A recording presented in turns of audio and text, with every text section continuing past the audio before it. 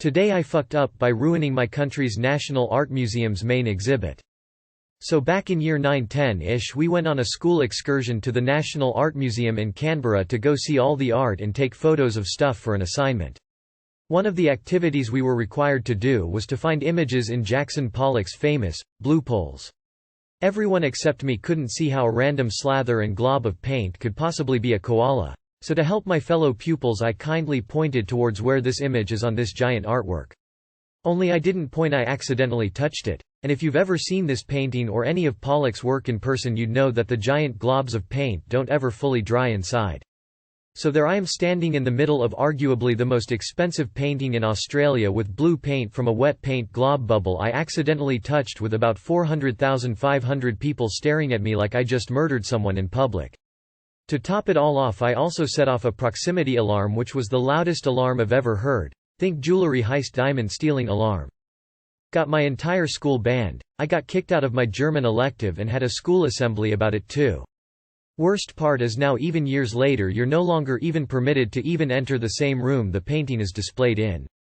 I went back years later and the entire room is gated off like a crime scene. Too long did not read.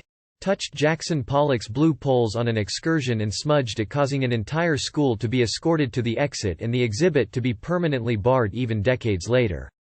Had something similar happening in Rotterdam. On a school trip we visited a museum who had an art installation literally on the floor with nothing to bar it from walking on it. So as distracted as I was I walked straight through that piece of work, got yelled at and people went berserk. All I could bring up to say was that it wasn't very clever to put artwork on the floor now as it weary tears of joy. Not my proudest moment. Reminds me of the time I tripped and knocked over a cardboard display of Stephen King novels. Got my entire book club banned from the Barnes & Noble. Years ago I was at a certain world-famous European art museum with my mother and she was admiring a painting and says, "Look at this amazing color," and without thinking just reached out and touched a 300-plus-year-old painting. I was horrified and looked all around but there was no security in sight and apparently no one watching on camera. This was about 25 years ago, and maybe security is heavier now, but it was nothing like what you see in major American museums. I like the idea of ruining a Pollock by smudging it, absurd. With a single stroke of a finger, Appa's now a contributing artist on a famous Pollock work. Cash in on this. Just Googled it. I can't see the koala either. Today I fucked up by trying to sterilize myself. In my country, vasectomies and ochorectomies are very expensive and my wife saw in a documentary that farm animals are castrated by tying an elastic band over their testicles, cutting the flow of blood and the tissue dies. Yeah, wow, that seems like a good idea to me, I said. None of us want to have children anyway and we're both drunk, so let's try it out. What can go wrong? Well, I put on the rubber band and it doesn't seem very painful at first. Surprisingly it was comfortable, we even had sex. Well, I went to sleep and suddenly I vomit. I go then to the bathroom and I feel like I'm going to give birth. The most intense pain of my life, oh Lord. My balls were already purple. My knees were so weak I couldn't walk. I'm trembling with pain on the floor, I just start screaming. My wife ends up cutting the damn rubber with scissors and the relief was immediate. Too long did not read. I tied an elastic band over my balls to sterilize myself. Pain. Wife saved the day again by cutting that shit off. Well, that was dumb. Holy shit, that's a really fucking stupid plan. Probably a good idea that you don't reproduce. Natural selection is a thing, thanks for the reminder. There's a big difference between castration and a vasectomy. That's the dumbest fucking thing I've ever heard. Today I fucked up by confusing post-run recovery with aftercare. 1. This did happen today too. When not experiencing cranial flatulence, I'm very aware of the difference. 3. My wife and I don't engage in activities that requires aftercare. After completing a couple errands today, I realized I had just enough time for a quick, but intense, treadmill workout this afternoon before we all headed off to the pool for the evening. I've been increasing the intensity of my workouts lately. As a result, especially combined with the fact I'm no longer a spring chicken, I try to be pretty diligent about stretching, foam rolling, and rehydrating after workouts. I'm not sure if my workout today was so good that I was still getting my lungs back, or if I'm just a general dumbass. But I was upstairs trying to finish my stretching and foam rolling when my wife shouted up asking how long I needed before I was ready for the pool. Yeah, I'll be down in less than 5 minutes. I'm just finishing up my aftercare. My wife comes running upstairs.